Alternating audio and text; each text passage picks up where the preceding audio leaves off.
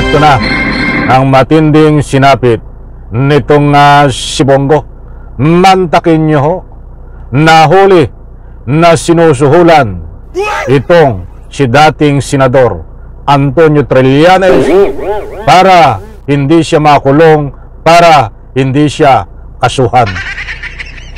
Alright, welcome back to my YouTube channel. I'm Andy's Vlog. Mga kaibigan, kapapasok pa lang ho na mainit na balita at kinumpirma ni dating Senador Antonio Trillanes na binibili siya, sinusuhulan nitong si Senador Bongo. Ay yari ka ngayon, huling-huli ka. Isang like mga kaibigan sa video na ito. Please like and subscribe sa lahat po ng hindi pa nakasubscribe. Ito, mga mahal kong taga-subaybay, ibabahagi ko ho sa inyo itong matinding sinapit ni Senador Bongoloid. Ay desperado na, talagang desperado na mga kaibigan, dahil naglakas loob yanong lakas ng loob nitong matinding hinayupak na ito na manohol ay sanggaling yung sinusul ho nito ay ninakaw din ho ito na pera ng taong bayan, di umano. Ay buti lang hong at pinakagad nitong si dating Senador Antonio Trillanes, mga kaibigan. Mismo? Ay para maniwala ho kayo, mas mabuti pa ibabahagi ko ho sa inyo ito. Itong sinapit ni Bongoloid. Talagang ay anong lakas ng loob na manohol, yanong lakas ng loob na bilhin itong si dating Senador Antonio Trillanes, subalit ayaw naman hong magpabili nitong si Trillanes, kaya't ang kanyang sinapit ay huling-huli siya, mga kaibigan. Shout out po sa lahat. Ay ano na ito, talagang matindi ito. Nako, Yun ang pera niya eh. Problema kasi ni Bongo, alam nyo, ilang conduit yung pinadala niya sa akin para regluhin, para... ayun, napakaliwanag. Sandali ko lang putulin mga kaibigan. At baka makalimutan nyo, hindi tayo nagpapakalat ng anumang fake news. Datapwat sa puntong ito, medyo pinutol ko, sandali lang ipamanhin. Dahil gusto kong ipalaalaw sa inyo, ay maliwanag naman ho ang sinabi ni dating Senador Antonio Trillanes na ang problema ni Bongo ngayon ay huling-huli siya na binibili, sinusuhulan itong si Trillanes para hindi siya kasuhan ng plunder case na kinaso niya kahapon diyan sa ombudsman. Dahil alam naman niya na talagang matibay ang ebidensya, kaya nga sinusuhulan, binibili itong si Trillanes. Ay hindi naman nagpabili dahil yanong mahal ng presyo kung bibilhin si Trillanes. Anak na ang katakot-takot ito. Patapusin po natin mga kaibigan, importanteng mahalaga na malaman nyo po ito. Problema kasi ni Bongo, alam nyo, ilang conduit yung pinadala niya sa akin para regluhin, para hindi siya isama, pero hindi niya ako mabili ng pera niya eh. Di ba? Tapos yung mga sinasabi niya may mga ginawa akong mali. Alam mo, 6 years sila naghalokay sa akin. 30 cases yung final nila sa akin, mga libel cases, mga harassment cases lang. Ni isang corruption case wala sila nakita sa akin. Di ba?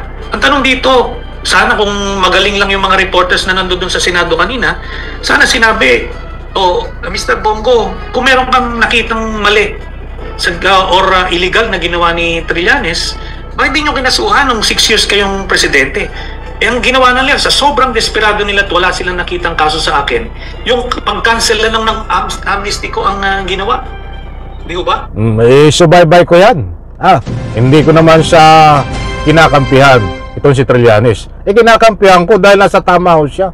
Dahil subaybay ko ang pinagdaanan nito nung panahon ni dating Presidente Digong na inabuso ang kapangyarihan para gawa ng paraan na ibalik sa kulungan itong si Trillanes, subalit hindi ho na ibalik, mga kaibigan. Pinadaanan ko lang ng kaunti. Sa madalit salita, kung talagang may kasalanan si Trillanes, bakit hindi nga kasuhan kung may matibay na ebidensya?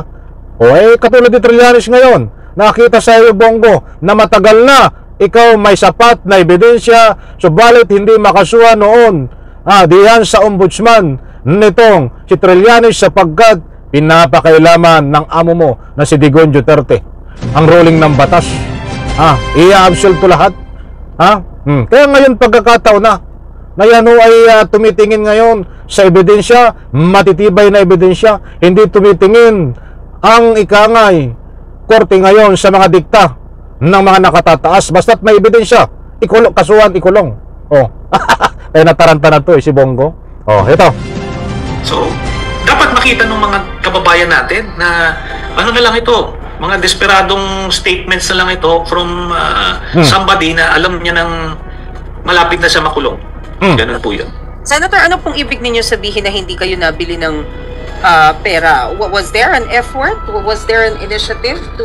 Yan ang tanongin mo sa kanya.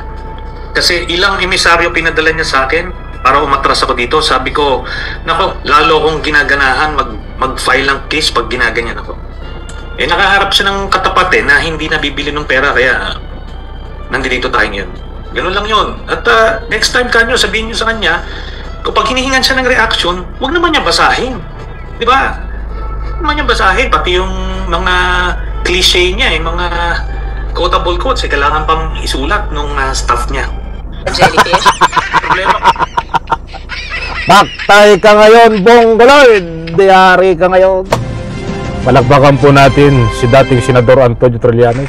Matapang to matapang basta't nasa katotohanan, mga kaibigan. Mga galit naman ang mga didilis, bakit pinapalakpakan natin ito?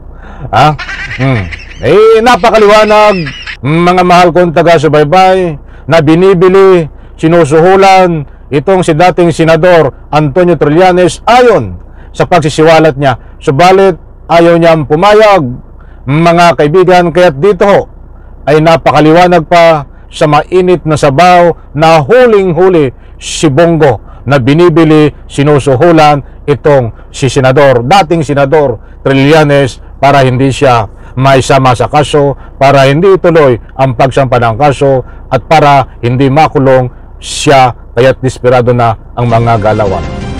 Disclaimer lang, mga mahal kong taga-subaybay, marami huwang meaning ng huling-huli.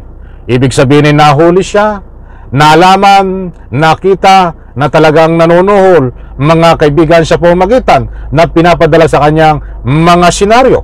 Meron ding nahuli, pinusasad. Hindi po ganon, mga kaibigan. Pinapaliwanag ko lang para hindi naman kayo mabiktima ng anumang fake news.